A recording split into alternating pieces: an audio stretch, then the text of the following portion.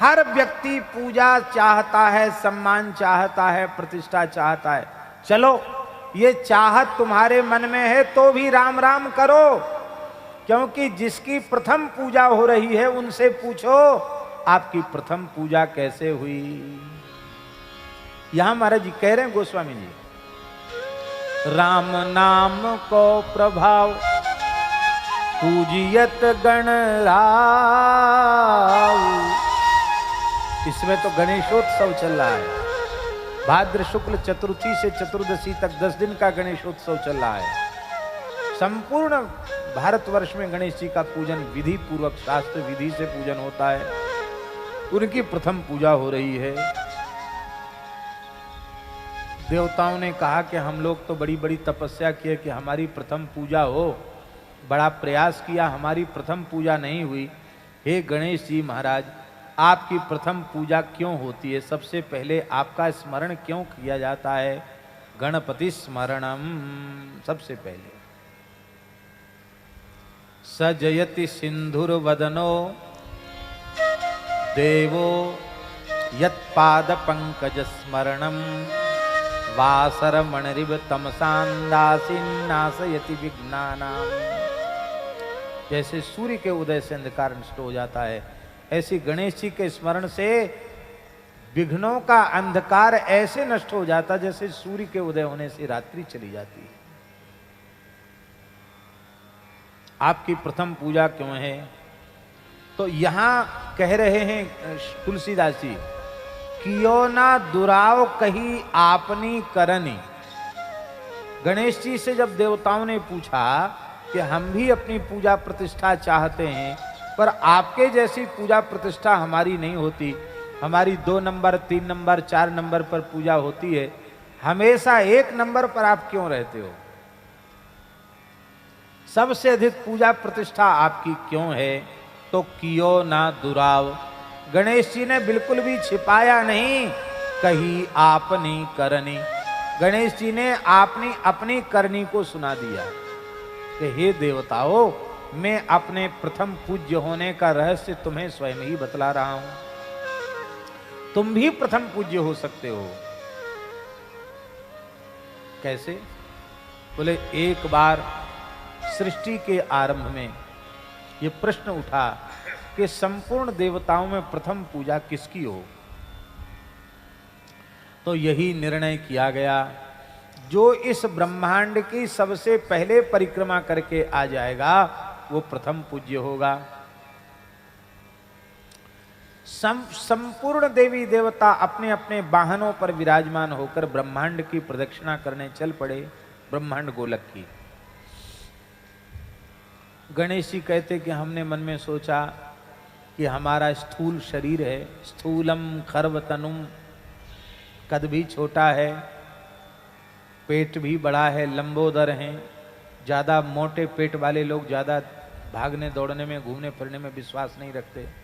विश्वास रखें तो ऐसा शरीर ही बिडोल क्यों हो? बोले हम तो ऐसे ही ज़्यादा रुचि रखते नहीं, अब क्या करें, वाहन भी बहुत अच्छा नहीं और शरीर में भी उतनी सामर्थ्य नहीं।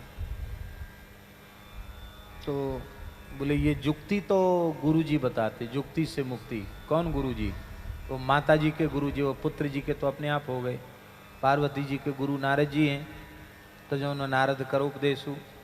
तो गणेश जी कहते हमने अपने माता जी के गुरु नारद जी का चिंतन किया, नारद जी प्रकट हो गए। और नारद जी तो नारद जी ठहरे, नारद जी प्रकट हो गए, बोले नारायण नारायण नारायण। गणेश जी महाराज सब देवता अपने अपने वाहनों पर आरूढ़ होकर के प्रथम पूज्य बनने की इच्छा से ब्रह्मांड की परिक्रमा कर रहे हैं। आप यहाँ खड़े हैं क्यों? गणेश जी बोले हम आपकी प्रतीक्षा में खड़े हैं। क्यों? बोले प्रथम पूज्य बनने की युक्ति तो गुरु जी बतावेंगे, आप ऐसी कृपा करो कि ज़्यादा श्रम हमको करना नहीं पड़े और हमारी ब्रह्मांड क्या अनंत ब्रह्मांडों की प्रदक्षिणा हो जाए। हाँ हो जाएगी। उस समय श्री नारद जी ने राम नाम की महिमा का उपदेश किया और एक शिलाखंड पर राम लिख दिया और कहा गणेश जी इसकी परिक्रमा कर लो। गणेश जी कहते मैंने राम राम राम राम राम राम राम राम राम राम राम राम करते हुए परिक्रमा करना आरंभ किया तो संपूर्ण देवताओं को अनुभव होता है कि गणेश जी पैदल ही हमसे आगे आगे चल रहे हैं। ब्रह्मा जी को लगता है कि हमारा हंस तो चल ही नहीं पा रहा है, हमसे आगे आगे गणेश जी। शंकर जी को लगता है हमारे नंदी भी लगता है इनकी चाल ढीली हो गई, गरुड़ का वेग भी कम हो गया। सबके वाहन, कार्तिकेय का मयूर भी लगता है नहीं चल पा रहा, हाँफ रहा है बेचारा, गणेश जी को छूने। गणेश जी पैदल चल रहे हैं। देवराज इंद्र का ऐरावत हाथी नहीं चल पा रहा है। सबको अनुभव होता कि गणेश जी हमसे आगे चल रहे हैं, पैदल चल रहे हैं। गणेश जी प्रथम पूज्य हुए केवल राम नाम की परिक्रमा करने से। तो राम नाम की महिमा से हम प्रथम पूज्य। तुम लोग भी राम नाम जपो। देखिए, यहां कहने का आशय यह है कि आप राम नाम का आश्रय ले लेंगे तो आपके मन में पूजा प्रतिष्ठा की कामना ही नहीं रह जाएगी।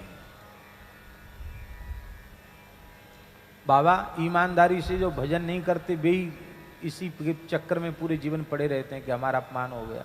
अरे भाई, जहां गए थे किसी ने गाली तो नहीं दिया, धक्का तो नहीं दिया, अपमान की कोई क्रिया नहीं की, पर तुम्हें सम्मान की इतनी भूख है कि कितना कोई सम्मान कर दे तुम्हारा पेट ही नहीं भरना है।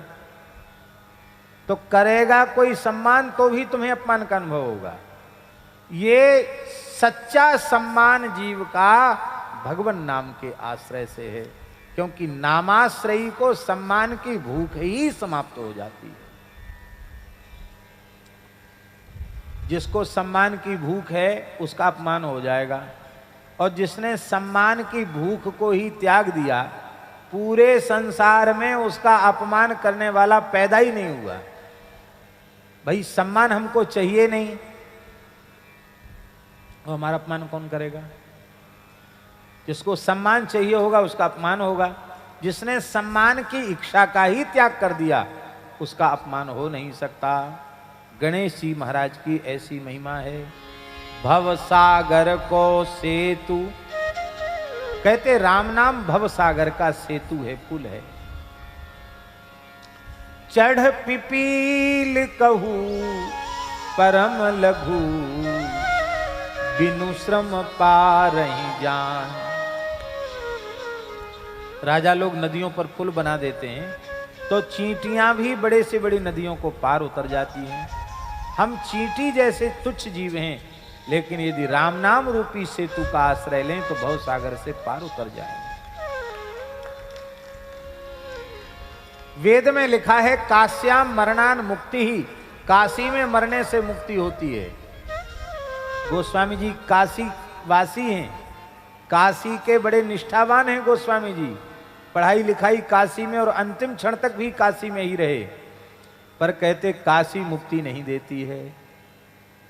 गोस्वामी जी कह रहे हैं इस पद में, काशी मुक्ति नहीं देती है, तब मुक्ति कौन देता है? बोले काशी हूँ सुगति हेतु। काशी में उत्तम गति की प्राप्ति का हेतु तो राम नाम है। काशी मुक्ति नहीं देती है, राम नाम मुक्ति देता है। काशी मरत जंतु अवलोकी, काशी मरत जंतु अवलोकी, जासु नाम बल करहूं बिशोकी, जासु नाम बल करहूं बिशोकी। काशी में मरने वालों को राम नाम से ही मुक्ति प्राप्त होती है, राम नाम ही मुक्ति देता है। इसका तात्पर्य है राम नाम जपने वाला जहां मरे उसे काशी में मरने का लाभ प्राप्त हो जाए, कहीं मरे। यही रहस्य सदगुरु श्री कबीरदास जी महाराज ने दिखाने के लिए अंतिम क्षण में ये लीला की। जो कबीरा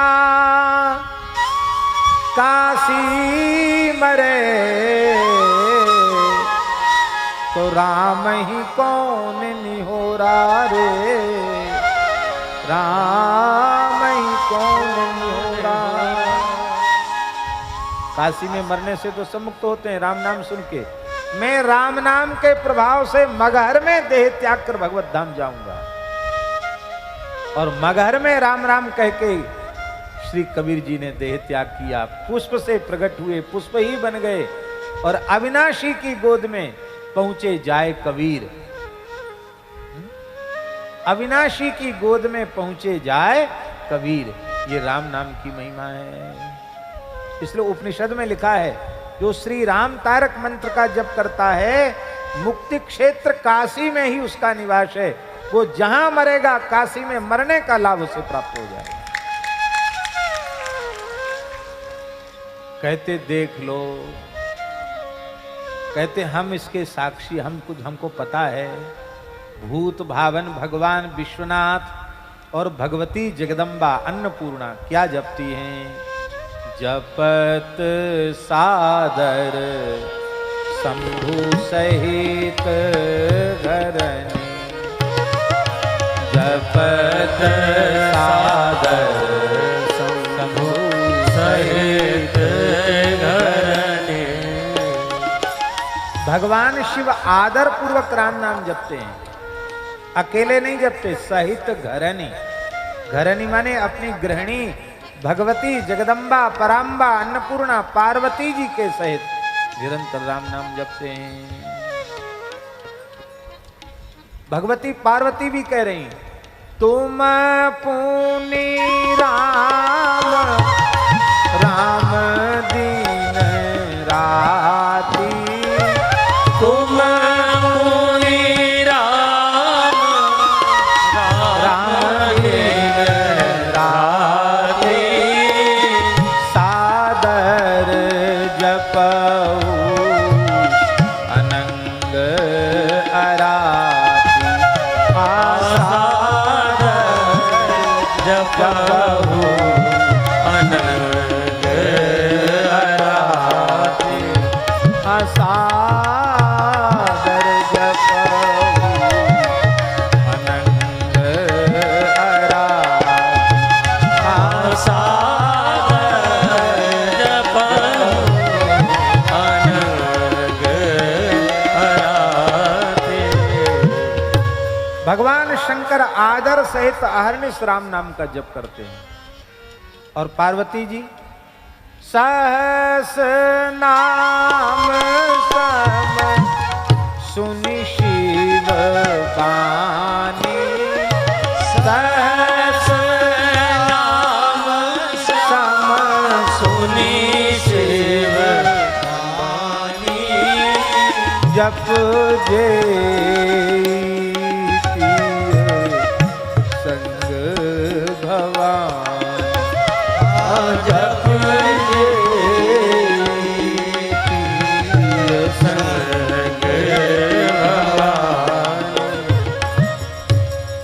पार्वती जी इतना राम नाम का जप करती हैं कि शंकर जी इतने प्रसन्न हो जाते हैं उनके ऊपर। बोले देखो राम नाम जपने वालों को हम बहुत आदर देते हैं और तुम हमारे समान आसन पर बैठो, ये मुझे सहन नहीं हो रहा है, आओ मेरी अंक में बैठ जाओ। यस्या,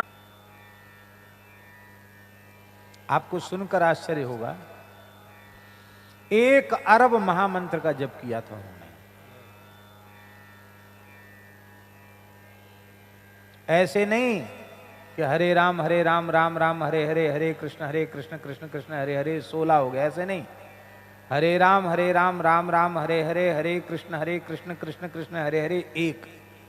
इस गिनती से 1 अरब महामंत्र का जप किया था। तो 16 की गिनती मानो तो कितने हो गए? 16 अरब हो गए कि नहीं हो गए? उन्होंने 1 अरब माना था। ब्रज में झाड़करी का जंगल है, वहां बैठ के उन्होंने, भरतपुर जिले में ही है, वहां उन्होंने भजन, अभी भी स्थान है वो। उनको 56 वर्ष लगे थे जपने में। कितना समय लगा? 50 और 6 56 वर्ष। एक दोना छाछ पीते थे और इतना गुड़ खाते थे, बस इतना ही आहार लेकर के, और कोई चीज खाना पीना नहीं। एक दोना छाछ और इतना गुड़। 56 वर्ष में 1 अरब राम नाम जप किया उन्होंने। भगवान का साक्षात दर्शन उनको हो चुका था। बड़े विचित्र विचित्र उनके जीवन में प्रसंग हैं। तुलसीदास जी को गुरु मानकर उन्होंने साधना आरंभ की। मानस जी को इष्ट ग्रंथ माना, तुलसीदास जी को गुरु माना और राम नाम जपने लगे।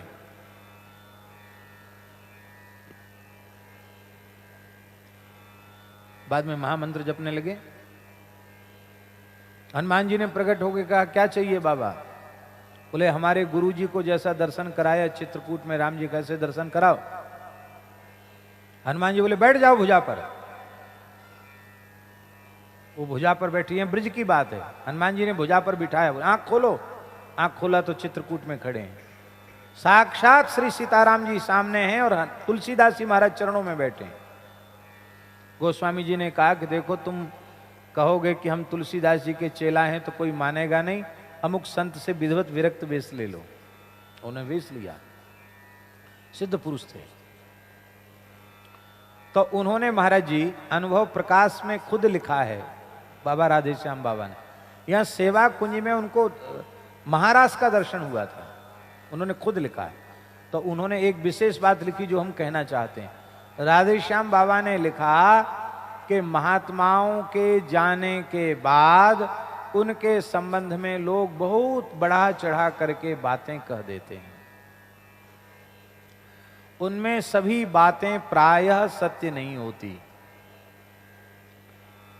और ऐसा महात्मा तो चाहते नहीं, और पीछे वाले तो जो कुछ अनुमान करके ही तो लिखेंगे, जो कुछ लिखेंगे वो सच्चाई उनको कहां से पता होगी। इसलिए बोले, मैं अपने जीवन की मुख्य मुख्य बात स्वयं लिख देता हूं, जिसमें किसी को कहने की गुंजाइश न रह जाए। ऐसा उन्होंने लिख करके अपने जीवन में मुझे भगवत साक्षात्कार हुआ, खुद लिखा उन्होंने, राधेश्याम बाबा ने। तो हमारे कहने का प्रयोजन ये है कि आपका वास्तविक परिचय आप स्वयं हैं। हम जो परिचय देंगे वो तो सुना सुनाए देखेंगे और बनावटी भी हो सकता है, लेकिन आपका स्वयं का परिचय आप स्वयं प्रस्तुत करेंगे, वो प्रामाणिक माना जाएगा। वाल्मीकि जी के बारे में अनेक लोगों ने बहुत कुछ कहा, लेकिन परम प्रमाण वह माना जाएगा जो स्वयं वाल्मीकि जी ने कहा। वाल्मीकि जी ने वाल्मीकि रामायण में जब सीता जी की अंतिम प्रतिज्ञा हुई है, अपने अंतिम सीता जी की प्रतिज्ञा जो है, तो उसमें भगवान महर्षि वाल्मीकि जी ने कहा है, वाल्मीकि रामायण में, प्राचेत सोहम दशमः पुत्रो राजर्षि सत्तम। हे राजर्षि सत्तम श्री राम, मैं प्रचेता नामधारी महर्षि भृगु का 10वां पुत्र हूं। प्रचेता नामधारी भृगु ही हैं, भृगु का ही एक नाम प्रचेता है। प्रचेता माने वरुण होता है। उन्होंने एक बार वरुण बनकर वर्षा की थी, इसलिए उनका नाम प्रचेता हुआ। प्रचेता नामधारी महर्षि भृगु का मैं 10वां पुत्र हूं। इसका मतलब है वे जन्म से ही ब्रह्मर्षि हैं, महर्षि भृगु की संतान हैं। तो वाल्मीकि नाम कैसे पड़ा? वल्मीक, वल्मीक माने होता वामी, वामी से उत्पन्न होने के कारण इनका नाम वाल्मीकि पड़ा।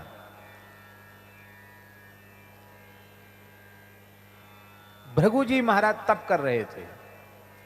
भृगु जी के कठोर तप को देख करके इंद्र को भय हुआ कि कहीं ये तप करके स्वर्ग को न जीत लें। तब उनके तप में विघ्न करने के लिए कामदेव और अप्सरा को इंद्र ने भेजा। महर्षि भृगु के चित्त को क्षुब्ध किया। उनका अमोघ तेज वाल्मीकि माने वामी में स्खलित हुआ और महर्षि भृगु तो अपनी तप में विघ्न मान करके वहां से चले गए और उस वाल्मीकि से एक दिव्य बालक प्रकट हो गया। उस वाल्मीकि से उत्पन्न होने के कारण उस बालक का नाम वाल्मीकि हुआ। वाल्मीकि माने बामी। प्रियादास जी ने इसका समाधान दिया है आचार्य जी। तो अब ऋषि तो चले गए, है तो ऋषि पुत्र, पर जंगल के जो कोल भील थे वो उन्होंने देखा कि ये बालक है, उनको कोई संतान नहीं थी, तो उन्होंने उस बालक को उठा लिया। तो क्योंकि तुलसीदास जी स्वयं वाल्मीकि के अवतार हैं और वो बार बार ये बात कह रहे हैं तो झूठी तो नहीं हो सकती। तुलसीदास जी की सब बातें हम सत्य माने और इसको हम कहें वो कल्पित है, झूठी है, तो ये तो बहुत गलत बात है। तुलसीदास जी की जब एक बात अप्रमाण होगी तो सब बात अप्रमाण हो जाएगी, और जब सब प्रमाण है तो ये भी प्रमाण है।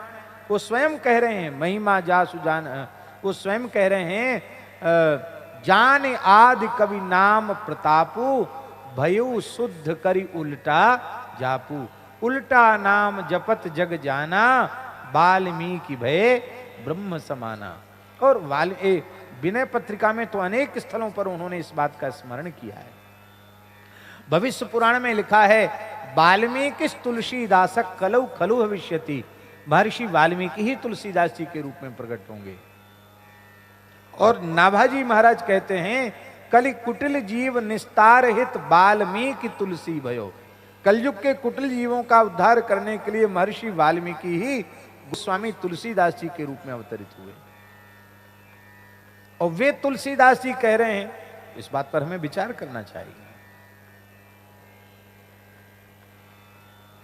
तो हुआ क्या, प्रियादास जी समाधान दे रहे हैं। भील संग भील भय ऋषि संग ऋषि भय। जब भीलों ने उनका पालन किया तो वो उनके साथ रह करके उनके जैसे हो गए। अब उनके जैसे हो गए तो उनको तो कुछ पता नहीं था कि हम ऋषि के पुत्र हैं। अब तो वही लूटपाट, वही सब काम, अरे जो जंगली लोग करते वही सब काम वो करते थे। और इसी बीच में सप्तर्षि आ गए। बोले आज तो कहीं को उपाय मिला नहीं, इन्हीं का दंड कमंडल छीन लिया जाए। बांध दिया उनको। बोले देखो तुम ले तो लो सब कुछ, जो तुमको चाहिए उसको ले लो, लेकिन तुम एक बात अपने घर पूछ के आओ कि तुम जो कुछ करते हो, धन कमाते हो, अपने भीलों के कुटुंब का पोषण करने के लिए ये सब काम करते हो, तो उनसे पूछ के आओ परिवार के लोगों से कि जो तुम कुछ कमा के लाते हो वे केवल उसके हकदार हैं कि तुम जो ऊटपटांग काम करते हो पाप, उस पाप कर्म का फल वो उसमें भी हिस्सेदारी उनकी है क्या, ये पूछ के आओ। वो गए पूछने, सबने कहा हम तो केवल जो कमा के लाओगे वो खाने वाले हैं, जो कुछ तुम चोरी डकैती करो, ऊटपटांग काम करो, वो सब उसका परिणाम तो तुमको ही भोगना पड़ेगा, हम उसमें फलभागी नहीं है। राजा पकड़ लेगा तो भी दंड तुम्ही को होगा, और मरने के बाद नरक जाओगे तो भी दंड तुमको ही भोगना पड़ेगा। अरे ये तो बड़े स्वार्थी हैं, माल खाने के लिए सब तैयार हैं, और हमने कुछ किया उठपटांग तो उसका फल हमें अकेले भोगना पड़ेगा। वैराग्य हो गया। आए महात्मा को दंडवत किया, बोले महाराज हमें कोई साधन बताओ। बोले कोई साधन नहीं है, तो राम राम राम राम न कह के मरा मरा बोले। बोले मरा मरा जपो, तो मरा मरा जपने से भी राम राम हो गया। यही बात कहते वाल्मीकि व्याध है, व्याध मैंने व्याधों के संग व्याध हो गए। अगाध अपराध निधि, ऋषि होकर के भी, अरे आपके वक्ष से नर्मदा जी प्रकट होती हैं, नर्मदा से भगवान शिव प्रकट होते हैं। भगवती पराम्बा जगदम्बा विंध्यवासिनी आपके ऊपर निवास करती है। आप सबसे श्रेष्ठ हैं, आप सबसे महिमा मंडित हैं, पर क्या करें, इतने पूज्य होने के बाद भी, बड़े बड़े सिद्ध बड़े बड़े तपस्वी ऋषियों की तपस्थली आश्रय स्थली साधना स्थली होने के बाद भी आपकी महिमा नहीं। नाम तो सुमेरु पर्वत का जय तीनों लोकों में बढ़ रहा है। भगवान सूर्य सुमेरु पर्वत की प्रदक्षिणा करते हैं, आपकी तो नहीं करते हैं। तो महिमा की दृष्टि से देखें तो आप बहुत बड़े हैं, लेकिन आपकी यह उपेक्षा हमको सहन नहीं होती। नारद जी तो नारद जी, विंध्याचल गुरु जी बिल्कुल ठीक कहा आपने, अभी हम देखते हैं सूरज भगवान कैसे हमको लांग के जाते हैं। विंध्याचल ने बढ़ना आरंभ किया और भगवान सूर्य के मार्ग को रोक दिया, रास्ता रोक दिया। इतने ऊंचे हो गए विंध्याचल। अब सूर्य की गति अवरुद्ध हो गई, अंधकार छा गया, दिन होना ही बंद हो गया, हाहाकार मच गया। क्या करे, कैसे करे? देवताओं ने कहा भगवान सूर्य के बिना तो सब धर्म कर्म विलुप्त हो जाएगा, धर्म का लोप नहीं होना चाहिए। अगस्त जी के पास, ब्रह्मा जी के पास, ब्रह्मा जी बोले अगस्त जी के पास जाओ। अगस्त जी उस समय काशी में विराजते थे। कहां विराजते थे? अगस्त जी काशी में विराजते थे। उस समय काशी में रह के भजन करते थे अगस्त जी। अगस्त जी के पास संपूर्ण देवता गए, बोले महाराज आप विंध्याचल को रोको।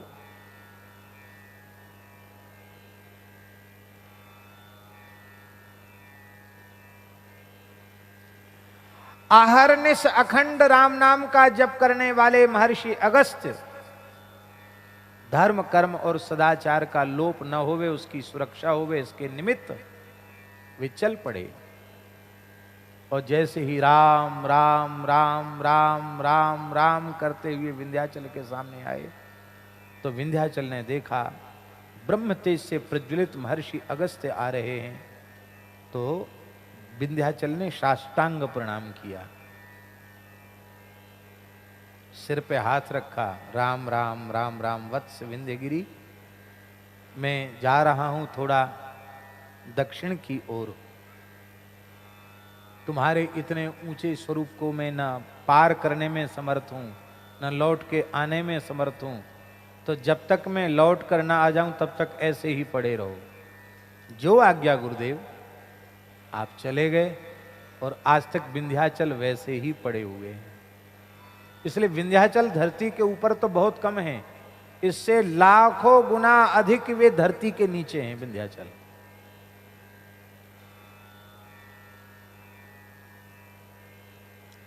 ध्यान में आई बात नहीं आई? जिस विंध्याचल में इतनी सामर्थ्य है कि वह भगवान सूर्य के मार्ग को रोक सकते हैं, वो विंध्याचल राम नाम जपने वाले महर्षि अगस्त्य के मार्ग को रोक नहीं सकते। इसका मतलब है राम नाम लेने वाले का मार्ग रोकने की सामर्थ्य विंध्याचल जैसी ऊंचाई किसी को प्राप्त हो चुकी हो, वो भी राम नाम लेने वाले के रास्ते को रोक नहीं सकता। बिना किसी रोक टोक के आप बढ़ते चले जाइए भगवान नाम का आश्रय लेकर के। राम नाम के बल से इतने बड़े विंध्याचल को उन्होंने सुला दिया। आज तक सो रहे हैं विंध्याचल। सोख्यो सिंधु रोक्यो विंध्य, विंध्याचल को बढ़ने से रोक दिया। सोख्यो सिंधु घट जहू नाम बल, घटज माने अगस्त जी, कुंभ योनि, कुंभज, घटज, नाम के बल से विंध्याचल को रोक दिया, नाम के बल से समुद्र को सोख लिया। कुछ असुर मायापूर्वक समुद्र में निवास करते थे और वो क्या करते थे कि रात्रि में वो समुद्र के बाहर निकलते और महात्माओं का बालभोग कर जाते थे। सफाचट बड़े बड़े ब्रह्मचारी वेदज्ञ ऋषि मुनि उन सबको खा जाते थे। हाहाकार मच गया, महाराज दिया बत्ती लेके खोजो तो कोई ब्राह्मण नाम को न मिले, ब्राह्मण नहीं मिलेंगे तो धर्म का ही लोप हो जाएगा। हाहाकार मच गया, यज्ञ बंद हो गए, स्वाहाकार स्वधाकार सुनाई पड़ना बंद हो गया। वो समुद्र में छिप जाते, देवता उनको पकड़ नहीं पाते। देवता ब्रह्मा जी के पास गए, बोले महाराज बड़ा उपद्रव राक्षस कर रहे हैं, क्या करें? बोले वो तो एक ही बात है कि समुद्र को खाली करो, फिर उनको घेरो, तब वो उनको मार सकते हो, नहीं तो नहीं मार सकते। बोले महाराज आपने तो ऐसी बात बता दी, समुद्र सुखाए सूखेगा कहीं? आज नहीं बैठे हैं विश्वनाथ जी चौधरी, आज नहीं आए क्या? हैं? अच्छा अच्छा। तो कुंड सरोवर वगैरह का पानी खलवाना पड़ता है, तो इसलिए कह रहे थे कि उनको पता है। हमारे यहाँ चंद्र सरोवर का पंखोद्धार हुआ सूर्यश्याम में, इतने बड़े बड़े इंजन कई कई इंजन रखे गए और दिनों रात इंजन चलते थे, फिर भी महाराज। हमारे कहने का आशय ये है कि हमारे ब्रज के मानसी गंगा और चंद्र सरोवर, इनको खाली करने में हालत खराब हो जाती है बड़े बड़े लोगों की, तो समुद्र को खाली करना, अपार समुद्र को सुखा देना, तो कौन सा पंप लगाया जाएगा, कौन सी मशीन लगाई जाएगी, कैसे उसको खाली किया जाएगा? देवता बोले महाराज ये तो बहुत कठिन काम है, समुद्र कहीं खाली होगा? बोले हाँ होगा खाली। कैसे? बोले अगस्त्य जी के पास जाओ। अगस्त्य जी के पास देवता गए, क्योंकि दक्षिण में चले गए थे अगस्त्य जी। अगस्त्य जी लौट के दक्षिण से आए नहीं, क्यों? विंध्याचल से प्रतिबंधित हैं, फिर आएंगे तो विंध्याचल फिर भी खड़ा हो जाएंगे, इसलिए वो अभी तक दक्षिण भारत में दक्षिणी हो गए। पूर्वोत्तर भारत के ऋषि सदा सर्वदा के लिए दक्षिण भारत के हो गए, और तमिल भाषा के आविष्कार करता अगस्त्य मुनि ही है। तमिल भाषा जो है ना, तमिल दक्षिण की, उस तमिल भाषा के प्रवर्तक महाराज जी, अद्भुत महात्मा हैं अगस्त्य जी। तो महाराज जी अगस्त्य महर्षि के पास गए, बोले महाराज आप कृपा करके बचाओ हमको। अगस्त्य जी बोले चलो। तो अगस्त्य जी महाराज आए। सब देवता सोचते थे ये महात्मा क्या करेंगे, कमंडल भर भर के खाली करेंगे तब तो हो गया काम, कैसे करेंगे? तो राम नाम के बल से अगस्त्य जी ने समुद्र को 3 चुल्लू में, नमः रामभद्राय नमः, रामचंद्राय नमः, जय सिया राम, खलास, खत्म। ओम केशवाय नमः, ओम नारायणाय नमः, ओम माधवाय नमः, खत्म कर। ऐसे होते हैं महात्मा लोग। आप कहेंगे कि कैसे पी गए समुद्र को? सब समुद्र पी गए, 3 चुल्लू में समुद्र पी गए, और देवताओं ने घेर करके असुरों को मार डाला।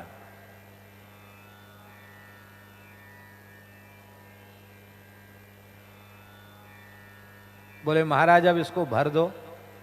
बोले हम दोनों काम नहीं करते हैं, खाली। तो बोले महाराज पी लिया है, इतना जल कहां जाए? बोले वो तो पच गया। हम लोग 2 गिलास 4 गिलास पानी पी लें तो लघुशंका जाना पड़ेगा। अगस्त्य जी महाराज राम नाम की महिमा से ऐसे पचा गए समुद्र के जल को, जैसे कोई एक घूंट पानी पिए तो भीतर ही छुन्न हो जाए, ऐसे वो पी गए महाराज 3 चुल्लू जल में। लघुशंका नहीं गए वो। अब भरेगा कैसे? बोले भरेगा तो गंगा जी आके भरेंगी। तो गंगा जी ने आकर के समुद्र को भरा। फिर ये खारा कैसे हो गया? बोले ब्राह्मणों के शाप से खारा हो गया समुद्र। हार्यो ही, समुद्र हृदय से हार गया, खारो भयो। स्नान करने आए और वो अपने सब क्रियाक्रम करने गए थे।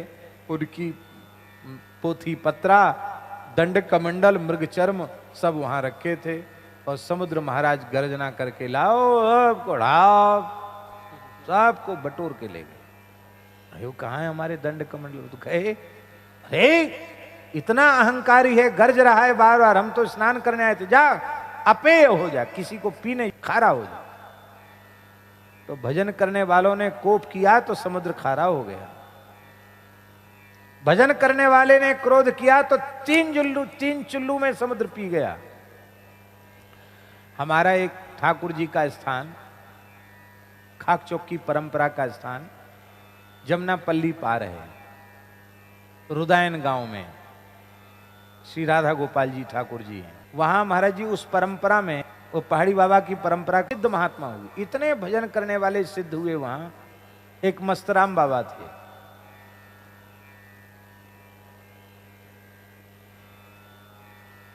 अहरनिश राम नाम का जप करते थे, मस्त रहते थे। बोले बाबा या में तो पानी रहे हो ना है, और किते पीवे गो। अरे बोले मूर्ख, हमारे पुरखा अगस्त्य जी है जो 3 चुल्लू में समुद्र पी गए, तू कुआ की बात कह रहा है? तेरे बाप दादा हमें पानी नहीं पिवा सके, तू कहा पानी पिवावे गो? सोई वो समझ गया कि सिद्ध पुरुष हैं, चरणों में पड़ गया, रोने लग गया। देख ब्रजवासी है तू, पहलवाने तो बने हो रहे, पर किसी साधु के साथ मजाक नहीं करना, परिहास नहीं करना। हम उन अगस्त जी की संतान हैं, उन ऋषियों की संतान हैं जो 3 चुल्लू में समुद्र पी गए थे। फिर बोले देखो भैया, हमने आज तक काऊ ब्रजवासी एक कष्ट ना दियो, तू रोवे मत, तेरो अमुक खेत सूख रहे हो और मैंने तेरो खेत सींच दियो। महाराज कई कोस दूर खेत था उसका, वहां जाके उसने देखा तो पानी यहाँ पी रहे थे, वहां खेत की सिंचाई हो रही थी। ऐसे सिद्ध। आप लोग कहेंगे कहां जाकर उन्होंने तंत्र किया, मंत्र किया, जंत्र किया, किससे सीखा? केवल और केवल राम नाम की महिमा से वे परम सिद्ध हो गए।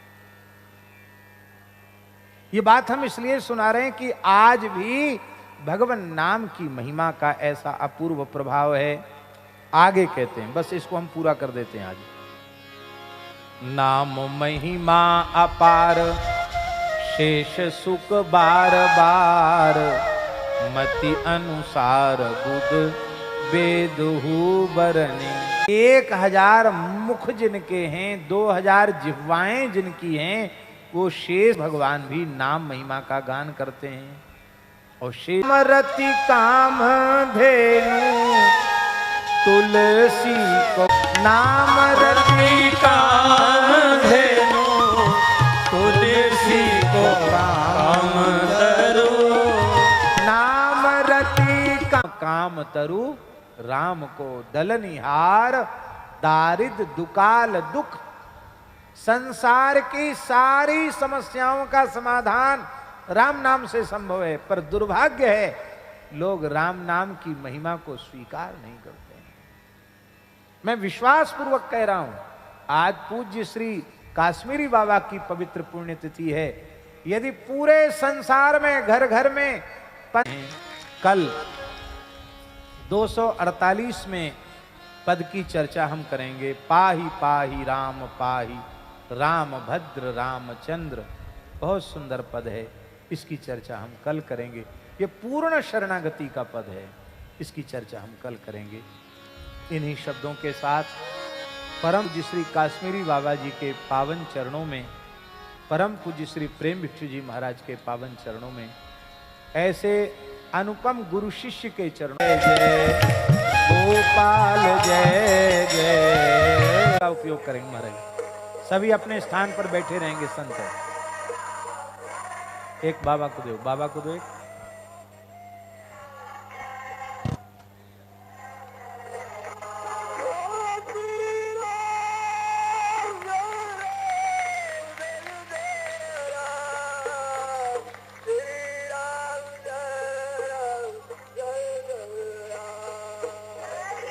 जय जय गोपाल, सभी गाइए गोविंद जय जय गोविंद।